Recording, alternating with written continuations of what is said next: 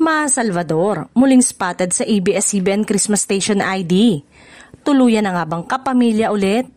Nagulat at natuwa ang maraming netizen matapos mapansin na tila muling nasilayan si Ma Salvador sa teaser ng nalalapit na ABS-CBN Christmas Station ID 2025. Dahil dito, agad na kumalat ang usapan sa social media na tuluyan na nga bang nagbabalik kapamilya ang dance princess.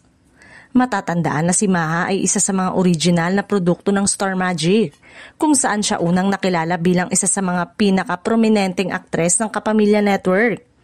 Ilan sa mga hindi malilimutang proyekto niya sa ABS-CBN ay ang The Legal Wife, Wildflower at Ina Kapatid Anak. Ngunit noong 2021, lumipat si Ma sa TV5 kung saan siya unang napanood sa programang Niña Niño at kalaunan ay nagbukas din ng sarili niyang talent management agency, ang Crown Artist Management. Kaya naman, nang makita ng mga tagahanga ang tila cameo o full participation ni Ma sa 2025 ABS-CBN Christmas Station ID, agad itong nagpasiklab ng pag-asa na muli siyang babalik sa Kapamilya Network.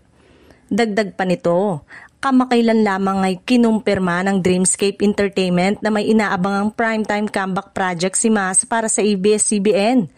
Bagay na lalo pang nagpatibay sa espekulasyong tuluyan na siyang muling magiging kapamilya. Gayunpaman, wala pang opisyal na pahayag mula sa kampo ng aktres kung eksklusibo na nga muli ang kanyang kontrata sa ABS-CBN. Pero ayon sa ilang insider, matagal nang bukas ang pinto ng Kapamilya Network para kay Maha at tila eto na nga ang tamang oras ng kanyang pagbabalik. Sa mga komento ng netizen, kapansin-pansin ang excitement ng fans. Siya pa rin talaga ang Queen M. Ang saya kung babalik siya sa ABS-CBN. Pasko na talaga, kapamilya vibes na naman with Maha. Kung totoo nga ang mga haka-haka, siguradong magiging mas makulay at mas mainit ang Pasko ng Kapamilya fans ngayong taon. Lalo pat isa sa mga paborito nilang aktres ang muling bahagi ng tradisyonal na Christmas Station ID 2025 ng ABS-CBN.